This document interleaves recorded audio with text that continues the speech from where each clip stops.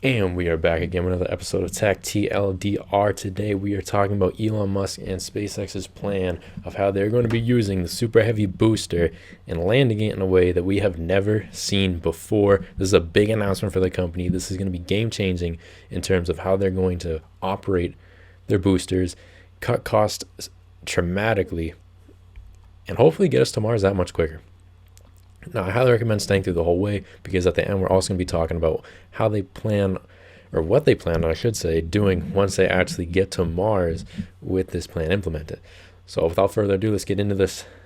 If you don't know, SpaceX, the Super Heavy, this is what they plan on using to put humans on Mars. This is the rocket of choice right now. Now, that being said, they also need boosters. They need something to get objects, large objects, into space. And the Super Heavy booster is the tool for their job. Now, how they're currently landing this, I'm sure if you're watching this video, you're probably interested in space. You've probably seen what they do. They landed on launch pads. They're the first company to ever do this, right? NASA could never do this. NASA had to just dump them in the ocean when they crashed.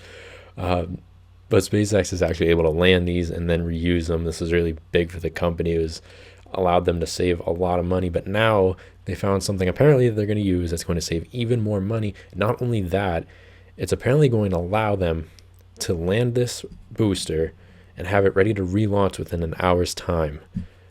That's unheard of, but Elon Musk is going to explain a little bit why. We're going to look at this a bit more. So this originally came out because someone, ArcX, had replied to Elon Musk about something on Twitter with this little animation right here of the Super Heavy landing. And Musk actually replied to that, saying that this is not what they're going to be doing. What they're going to be doing is using the initial launch tower that helps support it when it launches is actually going to essentially catch this thing as it is landing. I know that sounds kind of ridiculous. All I can picture is like these grill tongs coming and grabbing this rocket midair. I don't think it's going to be quite like that. But the whole purpose of this is to reduce the cost and the payload and the weight load of the landing legs themselves that have to stabilize it. It's going to come down. It's still going to use the rocket so it doesn't crash down to Earth. It still has to have propulsion in some sort of way, but it's not going to stand upright on its legs. The launch pad and the tower itself are what's going to support it.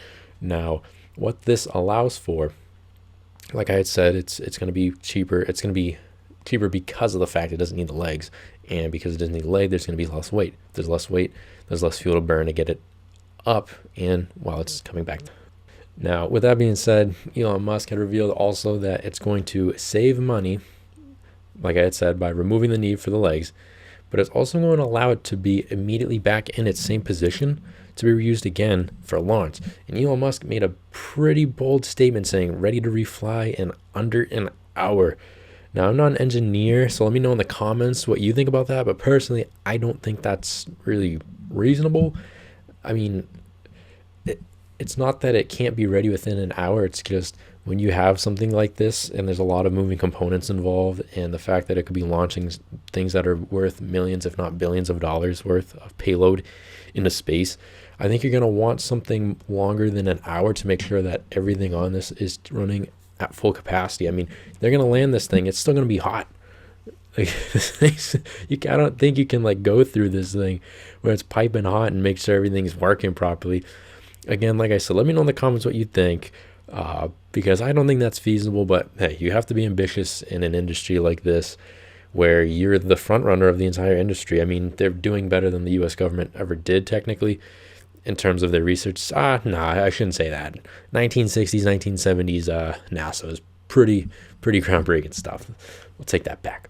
But nonetheless, with this new plan implemented, if they go through with this and it does work, obviously they haven't actually tested it yet at the macro level. So once it does come to fruition and it does cut those costs, that's going to be a tremendous boost for SpaceX, considering that a company that blows through billions of dollars in terms of testing and things like that, and a company that also their only funding is just the random contracts they get. They've been getting more, obviously. The US government has been a great vendor for them, But in order to sustain your company and to grow your company, you have to cut costs. So this is a big boost. I know on this channel we don't talk about space. We talk about mostly like EV and stocks and stuff like that. But with tech, this is something I want to get into more about space, SpaceX, and the large exploration projects that are going on. So if this is something you're interested in, let me know in the comments. Drop a like, so hit the subscribe, let me know. And that's also not all I have for you guys today. Also going to talk about what they're going to do once they get to Mars. They're going to start cryptocurrency.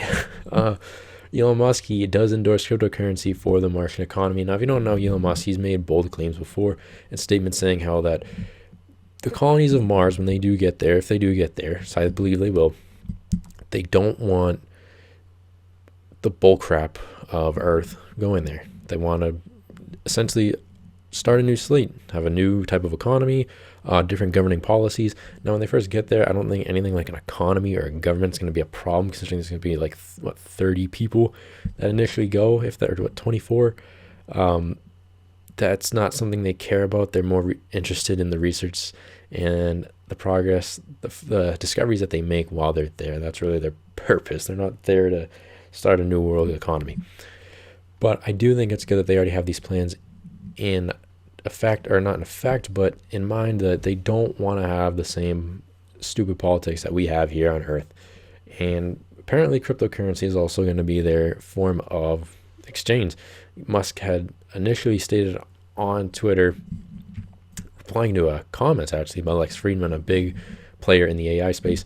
Someone had responded to him saying how Mars went on a crypto, saying Mars coin. Now, Mars coin was like an altcoin back, was it made in 2014, and it never really took off. I mean, it was just another one of those altcoins that kind of was part of the whole bubble in 2017.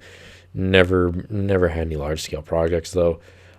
Musk said yes, apparently that's going to be the coin, but I think he probably just meant that they're going to develop a new cryptocurrency.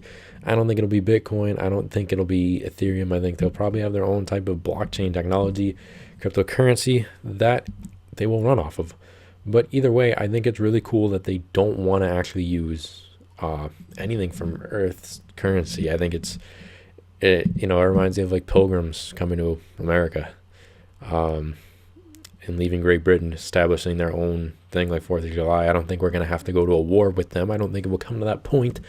But I think nonetheless, it's really cool that they have this idea of Mars will be Mars. It will not be Earth 2.0. It will be Mars. Really cool stuff. That's what I want to talk about. So again, if this is something that you're interested in, if you want more of this type of content, let me know in the comments. Drop subscribe, drop a like. Have a good one.